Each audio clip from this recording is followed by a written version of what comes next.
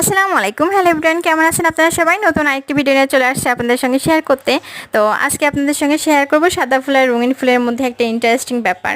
তো ইন্টারেস্টিং ব্যাপারটা হলো, খেয়াল করে দেখবেন বেলি ফুল, গন্ধরাজ, হাসনাহেনা বা কামিনী ফুল সহ বেশিরভাগ সুগন্ধিযুক্ত ফুলের গায়ের রং কিন্তু সাদা হয়ে থাকে।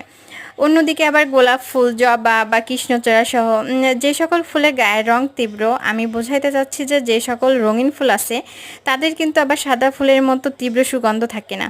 বেশিরভাগ ক্ষেত্রে হালকা একটা স্মেল থাকে বা একেবারেই থাকে না। তো এর পেছনে সায়েন্সটা কিন্তু খুবই সহজ এবং সুন্দর। আর এই বিষয়ে কিন্তু আমি আমার এই চ্যানেলে একটি লং ভিডিও আপলোড করছি, তো আপনারা চাইলেই আমার লং ভিডিওটা দেখে আসতে পারেন। আর আমার চ্যানেলটি যদি আপনাদের কাছে ভালো লেগে থাকে, আমার ভিডিওগুলো যদি ভালো লেগে থাকে, তো অবশ্যই আমার চ্যানেলটিকে সাবস্ক্রাইব করতে ভুলবেন না, লাইক কমেন্ট করে আমার পাশেই থাকবেন।